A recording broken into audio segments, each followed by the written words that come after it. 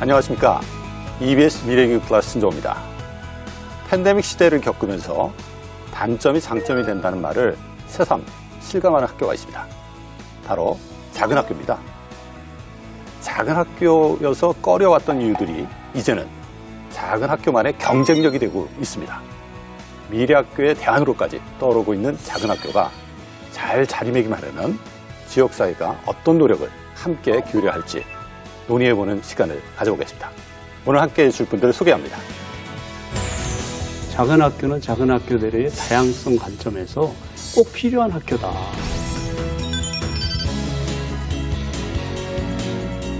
학교는 폐교가 됐어도 살아남아 있는 거예요. 어려움을 직면하고 있는 교사와 학생들이 많다는 현실이 세밀하게 고려되어야 한다고 봅니다.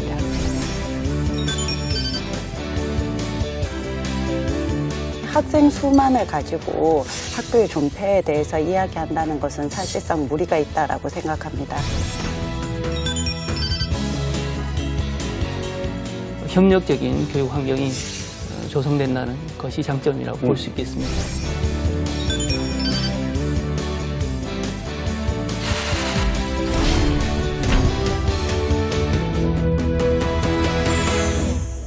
요새 팬데믹 때문에 사회적 거리 두기 얘기 많이 하는데 이러다 보니까 여러 가지 모임도 규모가 좀 작은 쪽으로 많이 변화되는 추세가 있는데 이것이 또 내실 있는 그런 장점을 가지고 있다 이런 얘기가 또 많이 있더라고요. 사람들이 많이 모여가지고 누구하고 무슨 얘기를 했는지 기억 못하는 것보다 몇 사람이 딱 모여가지고 내실 있게 이야기하고 가면 훨씬 더 오늘 참 좋은 얘기 많이 했다 이런 추억이 있다는데 왜 이렇게 요즘 이렇게 이전까지만 숫자만 강조하면서 예. 경제성, 효율성 막 이런 거 막 이야기하다가 지금 딱 팬데믹 겪으니까 이건 아닌 것 같은데? 이런 생각들이 오는 것 같아요. 예, 예. 보니까 지난번에도 저희가 얘기를 했지만 대도시 지역도 마찬가지고 또 지방에 있는 학교들도 규모가 작아지면서 이전에는 이제 통폐합되는 경우가 많았다고 이야기를 나눴는데 근데 이 소규모 학교 이 통폐합에 대해 가지고 학부모님들 반발이 만만치 않잖아요. 예. 왜 그럴까요? 요즘은 이제 굉장히 반발들을 많이 하죠. 그렇죠. 바로 피켓 들고 나오시더라고요. 초창기에는 오히려 그걸 이제 찬성하는 분들이 꽤 있었습니다. 초창기에? 예. 80년대, 90년대만 해도 제대로 된 학교, 조그만 학교에서 무슨 공부가 되느냐. 그렇죠. 대도시 또는 도시에 나가서 좀 큰 학교에서 공부시켜야 되고 이 학교들을 좀 합쳐서 규모를 키워야 된다는 주장들을 하시는 분들이 계셨습니다. 근데 그럴 때 마침 이제 교육부나 이제 교육청의 정책이 이게 잘 맞물리니까 그러면 이거 합친다 하면서 사실은 학교들이 이제 폐지가 되는 거예요. 예. 없어지니까 그제서야 이제 사람들이 놀라는 게 아니 저기서 우리가 체육회도 하고 문화행사도 하고 그랬는데 그게 다 없어진 거거든요. 그냥 마을의 뿌리가 사라져 버린 겁니다. 그거 굉장히 당황스러운 거죠. 그다음부터는 이분들이 어디 폐교를 한다 일단 반대부터 하고 나오고. 영훈님 어떻게 생각하세요? 지역사회에서는 학교를 지역사회의 어떤 공동의 공간 그리고 지역 공동체를 유지해 가는데 필수적인 공공재로 인식하는 성향이 매우 강하다는 점을 생각할 필요가 있고요. 그리고 저는 좀 또 다른 측면에서 학생들의 발달 측면에서 볼 때 학교가 통폐합된다는 것은 자연스럽게 통학의 장시간을 소요하면서 학교를 다니게 되는 이제 현상을 초래하게 되는데요. 그럴 때 학생들은 방과 후 놀이 시간이 없어지고 또 가정 학습의 시간도 감소되고 도보 시간이 감소되면서 기초적인 체력이 저하되는 점에 대해서도 면밀히 고려할 필요가 있다고 봅니다. 예. 지금 전문가들 의견을 들었는데 현장에서 두 선생님 보시기에 이 소규모 학교 통폐합 어떤 문제가 있다고 생각하시는지 궁금하거든요. 네. 소규모 학교의 통폐합 문제를 단순히 학생 수만을 가지고 학교의 존폐에 대해서 이야기한다는 것은 사실상 무리가 있다라고 생각합니다. 학생들은 누구나 평등하고 질 높은 교육을 받을 권리를 가지고 있는데 소규모 학교가 이런 과정 속에서 통폐합이 되게 되면 그 권리를 침해받는 그런 것이라고 저는 개인적으로 생각하고 있고요. 아까 교수님이 말씀해 주신 대로 이 마을 안에서 학교는 마을의 중심이기도 하고 공동체 속에서 하나의 기본 구성 요소 그렇게 표현될 수 있는데요. 이 학교라는 공간이 사라지게 되면 당연히 그 젊은 층의 인구가 밖으로 자꾸 이탈되는 현상을 가속화하게 되고 그 과정 속에서 학교가 속해 있는 지역 또한 이 붕괴되는 것을 가속화한다라고 저는 생각하고 있습니다. 네. 소규모 학교 통폐합의 문제점은 교육 다양성이 훼손된다는 것이고 또 인용 현상이 가속화로 마을의 공동체가 붕괴될 우려가 있다는 것입니다. 학생들이 통학상의 어려움도 따를 것이고 또 타 지역 학생 간의 융화 등 생활 지도상의 문제점도 발생할 수 있습니다.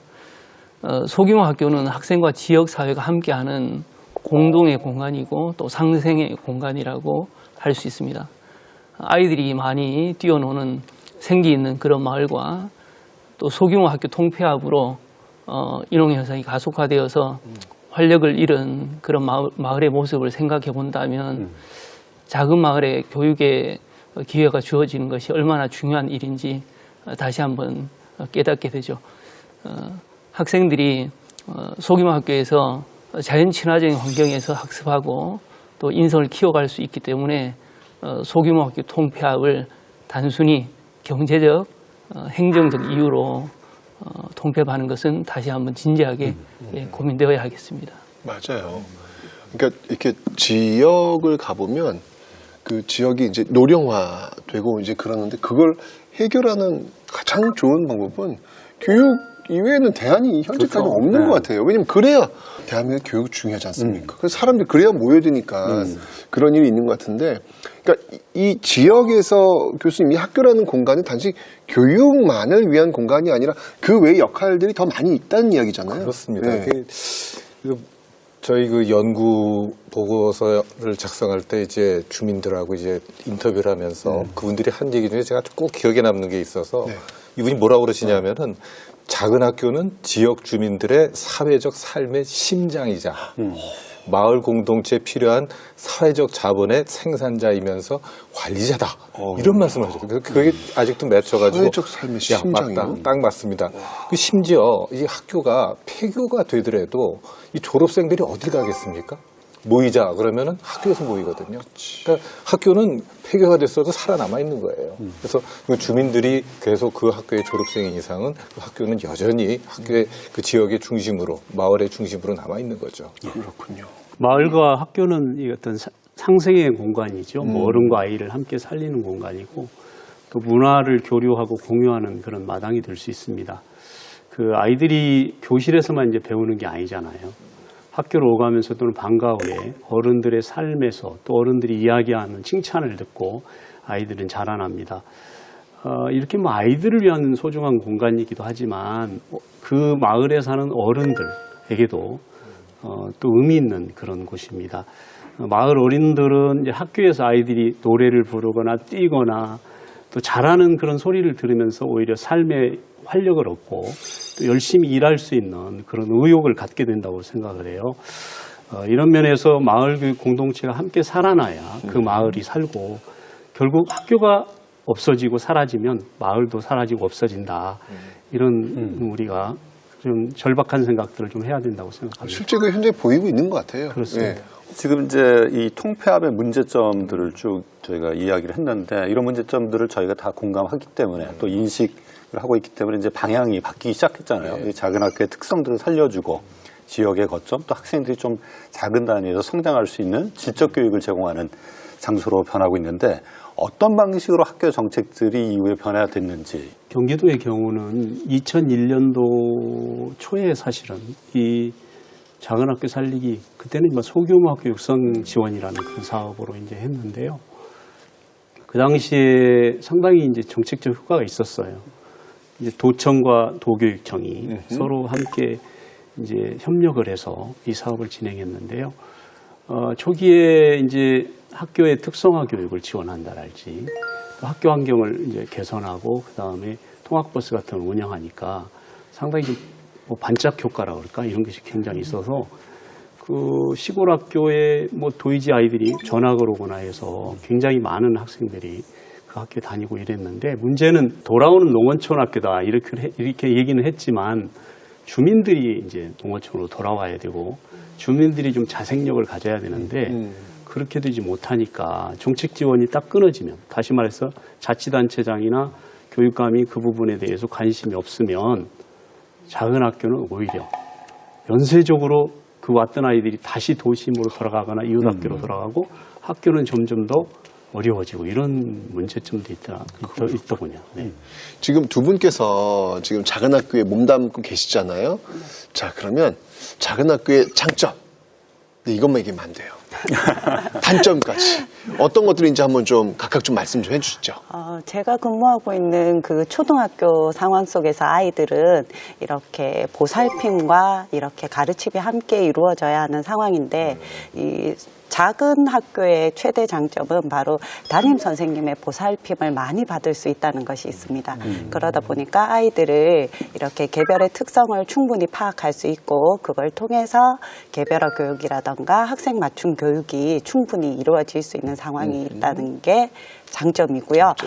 최근 코로나19로 인해서 그 교육 격차 그 부분에 대한 고민이 많은 시기 속에서 이렇게 조금 작은 학교다 보니 제약이 덜하다 보니까 그것이 약간 학부모님들에게 장점으로 비추어져서 왜냐하면 저희는 제약이 덜하다 보니까 대면 수업이 아이들이 가능하다 학교를 계속 보니 오니까. 네, 저희 작년 아이고, 같은 좋죠. 경우에도 조금 계속 오는 상황이 있었기 때문에 그 부분이 최근에 떠오르는 강점, 장점으로 되고 있습니다. 네. 그리고 제가 개인적으로 이 학교에 작은 학교에 근무하면서 느낀 단점은 일단은 학교 시설에 조금 낙후와 작은 학교에 대한 관심이 그게 불과 이렇게 긴 시간이 아니다 보니까 여타 다른 학교들에 비해서 학교 시설이 이제 최근에 들어서 조금 더 보충되고 있다라는 느낌을 많이 받고 있고요. 그다음에 학교가 있는 지역이 자꾸 인구가 감소함에 따라서 문화적 시설이라던가 혜택을 누릴 수 없다라는 그런 안타까운 단점도 있습니다. 네. 선생님은요? 예, 먼저 작은 학교는 원활한 교육 과정의 어려움과 학교 프로그램을 깊이 있고 다양하게 운영할 수 하는데 여러 가지 제약이 따릅니다. 학급 수, 학생의 감소, 교사 수 부족으로 2개 이상의 학년을 한 교실에서 한 선생님이 지도하는 그런 복식 학급의 문제점도 발생합니다. 반면에 작은 학교는 학생 개개인에 대한 맞춤형 밀착 지도가 용이하다는 그런 장점이 있습니다. 또한 교육 수요자의 수요가 교육 프로그램에 반영되는 속도가 굉장히 빠르고요. 그리고 전체 구성원들의 빠른 의사소통으로 협력적인 교육 환경이 조성된다는 것이 장점이라고 볼 수 있겠습니다.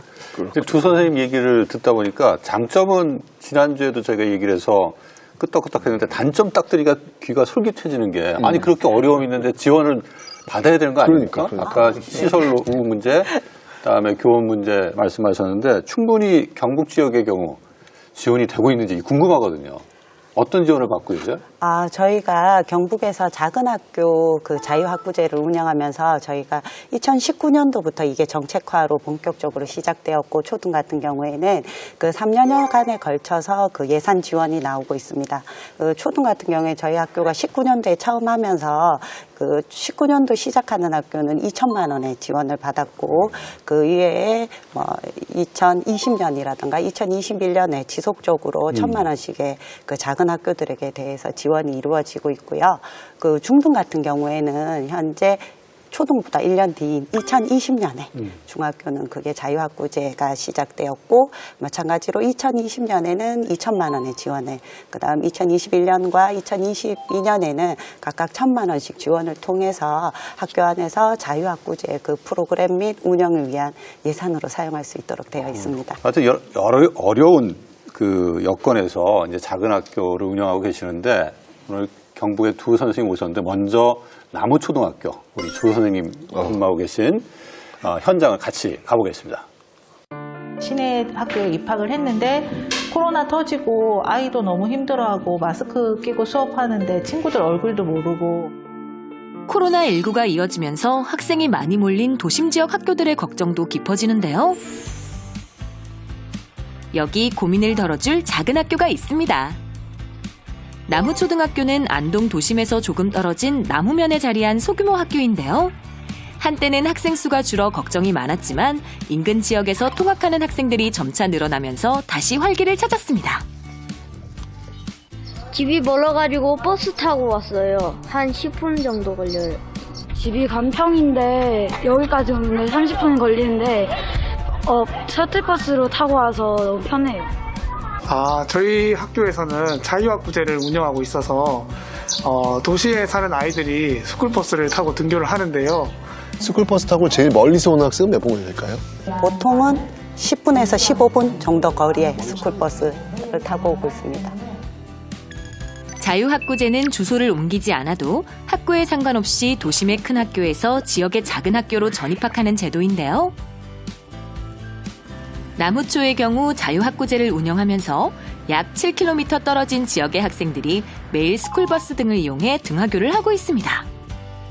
코로나 때문에 제한이 많은 도시와는 다르게 남우초등학교는 매일 등원을 하기 때문에 학업에 대한 어려움은 없었고요.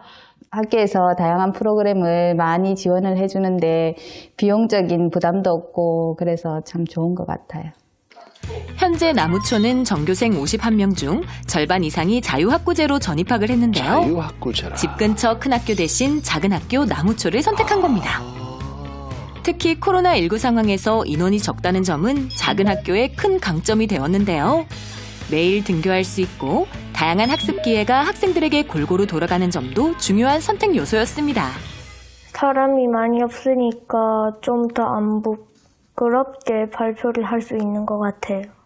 인원인 수가 적어가지고 계속 학교를 다닐 수 있고 방과후가 더 많아져서 더 많은 것을 배울 수 있어서. 작은 학교의 진짜 매력은 또 있는데요. 남우초 학생들은 일주일에 한 번씩 특별한 수업을 위해 스쿨버스에 오릅니다. 친구들 수업 시간인데 어디로 가는 거예요? 말 타러 가요. 구비구비 시골길을 달려 학생들이 도착한 이곳.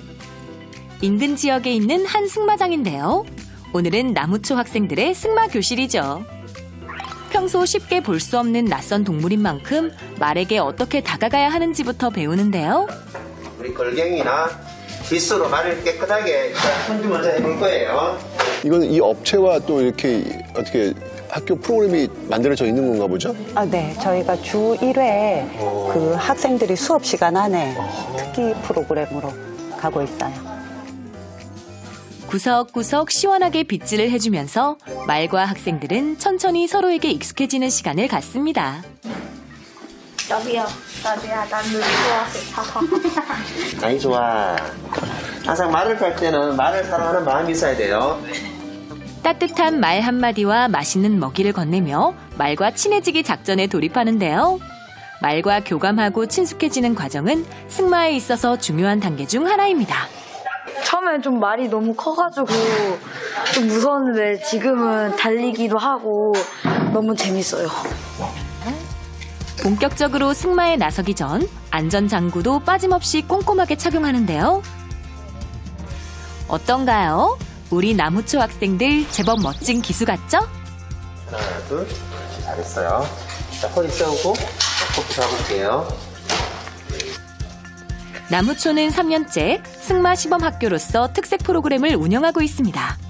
작은 학교인 덕에 모든 학생들이 말을 타는 경험을 하는데요. 끌어주는 게 아닌데? 전교생이 남우초 유소년 승마단으로 활동하며 좋은 성적도 거두고 있습니다.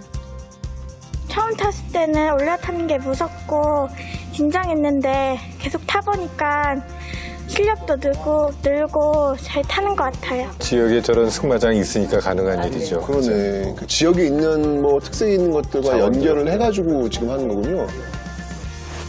이 밖에도 남우초에서는 다양한 특색 프로그램과 방과후 활동으로 작은 학교의 장점을 최대한 살렸는데요. 일단 자유학구제를 운영함에 있어서 교육지원청으로부터 지원을 받고 있어서 특속 프로그램에 대해서는 그 학부모의 지원 없이 학교 안에서 그 모든 재원들이 해결되고 있습니다. 학교 안에 마련한 작은 골프장도 무료로 이용하는 수업 공간입니다. 친구들이 지금 시원하게 몸을 풀 곳이기도 하죠.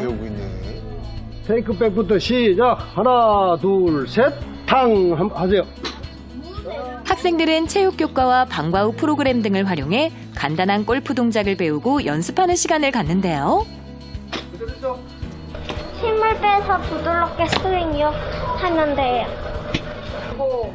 일상에서 접하기 힘든 다양한 경험의 기회는 학생들에게 자신감을 높여주는 계기가 됩니다. 원래 못했던 골프를 학교에서 배우니까 재밌어요. 학교에서 골프를 가르쳐 주니까 너무 좋아요. 첫날 쓴 일기장에 뭐라고 썼냐면 전학을 와서 나는 너무 행복하다 이렇게 썼더라고요. 그래서 저는 학부모 입장에서는 그럼 그거면 됐다. 그러면 열심히 다녀보자. 경험 속에서 성장하는 학생들의 꿈터. 작은 학교 나무초에서 앞으로도 행복한 학교 생활이 이어지길 응원합니다.